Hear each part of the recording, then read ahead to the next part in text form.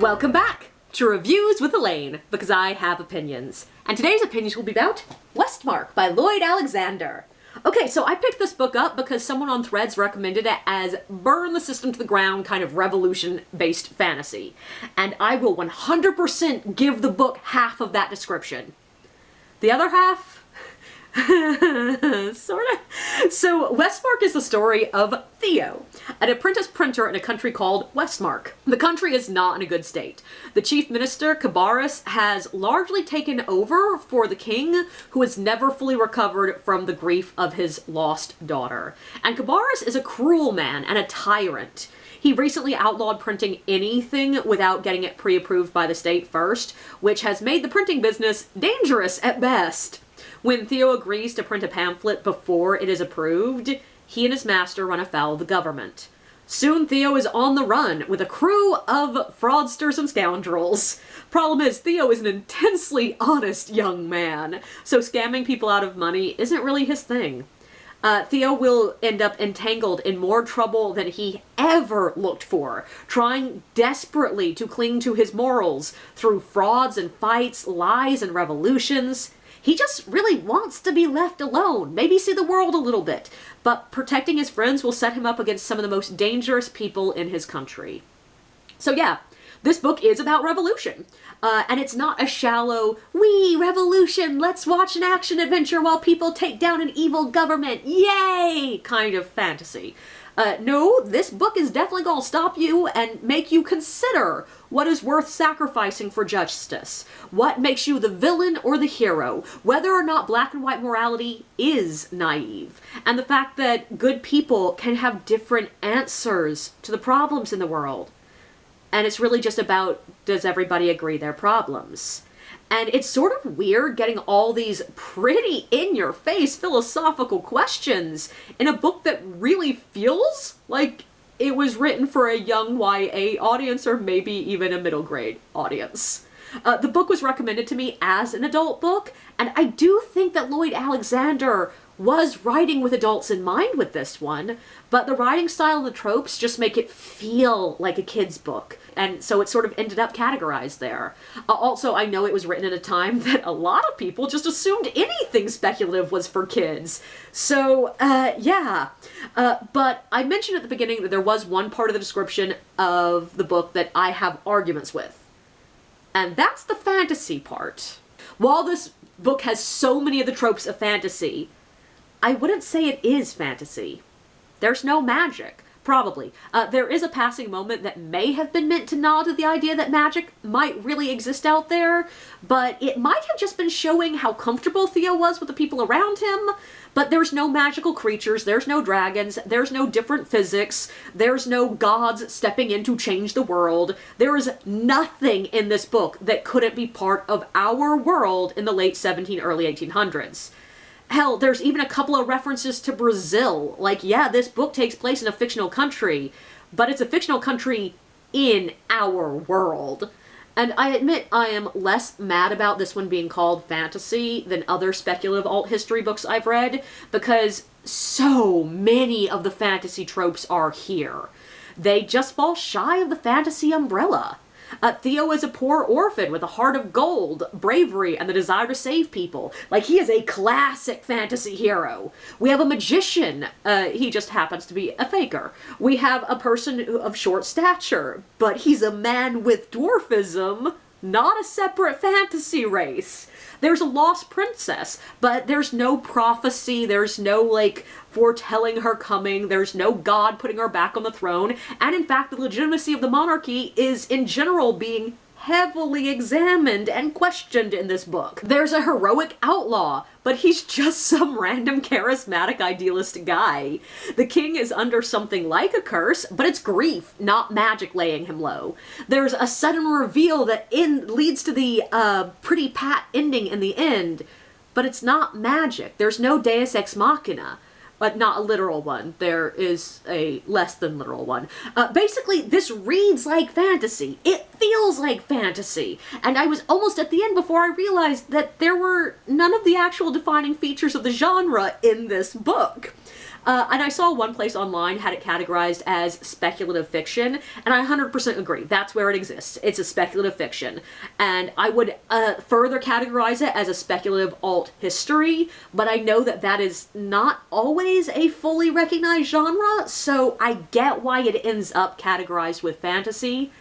I just argue that it's not fantasy. But this book does really interest me, fantasy aside. Because it's a really odd mixture. Just because Lloyd Alexander writes with this simple, not super descriptive, sort of distanced, omniscient third-person POV style, and that comes across as very childlike and sweet. And there's a lot in here that's really funny and playful, and so you get in that mindset that this is sort of a light kids book. But all the while, incredibly serious, dark things are happening. And I mean, yeah, that was always Lloyd Alexander. The Prydain Chronicles are full of really dark things. But somehow it just hits really different when the Dark Lord is just a random guy versus when the Dark Lord is a, you know, monstrous superhuman entity. Like, there's a separation that the fantasy allows that when it is just humans being assholes to one another, hits harder. And there is a pervading reminder over and over again throughout this book that while, yeah, Cabarrus is causing a lot of the horrors in this kingdom, a lot of them are inherent in the system. A lot of them were there before. And that's some really serious adult stuff in a book that otherwise feels like it was something I would read in the 4th grade. And it's a really interesting it had a really interesting effect on me, emotionally. I read this book as light. I sped through the reading.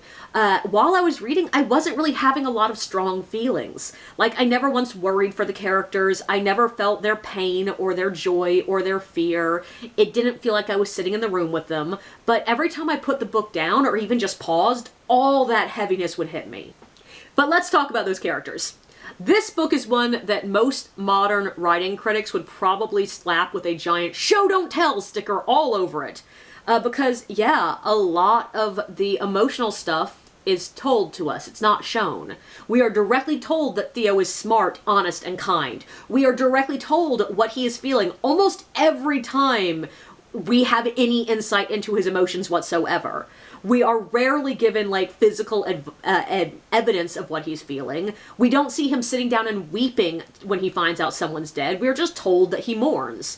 And contrary to what most modern advice tells you, I think it works. Like, yeah, it's achieving very different effects than most modern authors are trying to achieve, but it is achieving its own effect. There's a separation in this style of writing between the reader and the subject. And the characters just seem more simple and cartoon-like. And I think that's part of what makes it feel so light to read and then so heavy to think about. It sort of forces it to be more about the themes and the philosophy than about the people. And thinking back on it, this was here in the Prydain Chronicles as well. And I think that's why, when I went back and reread some of those books as an adult, I was surprised by how little of what I remembered was actually in them. Because I had in my mind these incredibly complex scenes with so much emotion and so much, like, architecture around them. And a lot of it's not there. But the writing is so sparse and so quick that in a way it's inviting you to imagine these things. It's inviting you very much to put yourself in these characters' shoes. Like, they are sort of outlines, and so you sort of just fall into the outline. And so the reading itself feels a lot lighter, but the effects it has on you afterwards can be in its own way even harder, even stronger, because it is so personal to you. But they are interesting characters, even if they are a little bit sketchy. Like, Mikkel is absolutely my favorite character, and I really appreciate the fact that while Theo wants to protect her, defend her, and treat her like a child, she is not a helpless child. She does her own thing. She's in control. She makes her own choices. And yeah, I do have a minor problem with the fact that I really do not know what age she is meant to be. She's introduced as a small waif, And when I first read it, I was assuming her to be like 12, but the way Theo interacted with her, I was like, oh, but like, there's a romance developing here, and I am pretty sure Theo was like 18, 19, like, he seemed on the verge of adulthood, and then the more I read on, I was like, oh, yeah, she is meant to be older. And, like, by the end, I'm pretty sure she is meant to be at least 16, 17. But I just really wish the book had made it clearer in the beginning. Like, this is a place that it needed just a little bit more description to tell us what her age is. I also, looking back on it, as much as she has a good bit of agency, she sort of is instrumental to the, the happy ending. But the way it's written sort of separates her from her own abilities, and I'm not super fond of that. But I will say, even though there are not many female characters here, the ones that are here are surprisingly strong for a fantasy written in the early 80s, late 70s. It was published in 81. And I shouldn't have been surprised by that, because if you have read the Prydain Chronicles, you'll know that Princess Eilonwy is one of the main characters, and she is like the dictionary definition of a strong character. But here in this book, we also have a queen who is desperately holding her world together. We get the independent and opinionated Mickle. We get a couple of rebels who are women, and they are out there doing the revolution with all the others. And this is surprisingly good female rep for a book that was published in 1981. But I do also want to talk about Musket when it comes to representation. So Musket is the character of short stature. And when he was first introduced, I was a little bit nervous because he's a ridiculous character. He's sort of got an exaggerated, proud, aggressive personality. He physically attacks the lead a lot, and it does come across as rather comedic. And I was really nervous that I was going to have to do an entire section of this review where I made uncomfortable faces and talked about how problematic of a comedic character he is. But in this book, most of the characters are a bit ridiculous. Like, he is no more of the clown than Labambus was. And yeah, he is the servant to the other man, and yes, he does explain that Labambus literally bought him, but it's also 100% clear that he is with the man by choice, because he cares about him. And it's not that he was for sale because he is a man with short stature. He was a beggar, he was poor, and yeah. And there's a lot of humanity in him that I was afraid would not be there. And yeah, I do not think that he's 100% the best representation for a person with dwarfism you've ever read in a book, but he's not that bad. But I also want to talk about the villain, Cabarrus. He is cartoonishly evil. The text never even pretends he's not, but we get just enough time in his head with actually, like, relatively close third-person POV to see exactly how he deludes himself into believing he is in the right. And in many ways, he ends up, like, probably the most nuanced character other than Theo. And don't get me wrong, the book is not trying to ask us to empathize with him. If anything, it's doing something more interesting than that. Because a lot of the time we spend in his head makes him significantly more odious. He comes across as even more terrible and so hypocritical. And it's sort of asking us to see how these power-hungry people can be so incredibly cruel and yet still believe they are in the right. It shows us which language to look for and to be wary about for these kind of people in real life. Like, if somebody is saying things like, I'm doing this for your own good, the people must be held with a, dealt with a firm hand, I'm killing you for your own good, that's a good sign that maybe you shouldn't trust that person. And in the end, it's a really interesting villain for this book. But I do also want to talk about the plot before I wrap this up, because the plot is a bit of a mess. But not in a bad way. It does feel a lot like history told as a fairy tale. Because, like a lot of the old fairy tales, a good portion of them will just feel like a series of events that happen to a character. Like, all of us remember Rapunzel as a relatively simple story, but when you go back and look at the actual fairy tale of Rapunzel, it's not just girl up in tower, girl rescued by prince. No, there's a period spent in the woods, she has kids, like, there's all sorts of random ass shit that happens to that girl. And that's true of a lot of the old fairy tales, and it's also true of this book. There is enough of a cause and effect sort of daisy chain that you couldn't just cut one section without making a good number of edits. But a lot of it is just random shit happening to Theo. And like the Florian stuff and the Dr. Torin stuff feels only tangentially connected to the rest. And that's where some of the strongest bits of the book, the philosophy and the theming come in. So it's not like I wouldn't want them to be there, but it all just feels very episodic and loosely tied together. And in a way, I feel like that also really works for what the book is trying to do, because each of these adventures is sort of setting up a different side of the argument of what is the moral thing to do when there's a tyrant ruling your country. And that's a really interesting question to be finding in a book, and that is the question this book is asking over and over and over again in different ways. And that does lead me to the one real problem I have with the book. I know there are sequels. This is the first of a trilogy, and that means it's just the beginning. But it feels both very complete and very incomplete by the end. Like, the ending is very pat, very happy. Most of the plot threads are thoroughly tied off. We know characters are going off on more adventures, but it's written in a way that a lot of fantasy series end. Like, it feels like the riding off into sunset kind of adventures. You can imagine how they get together after a couple of years kind of ending. But none of the themes are resolved. All of them still feel very open and very, like, asking questions but haven't gotten to answers yet. The question of do we replace the evil or replace the system is almost sidestepped because the characters end up almost resolving the tyrant problem by accident.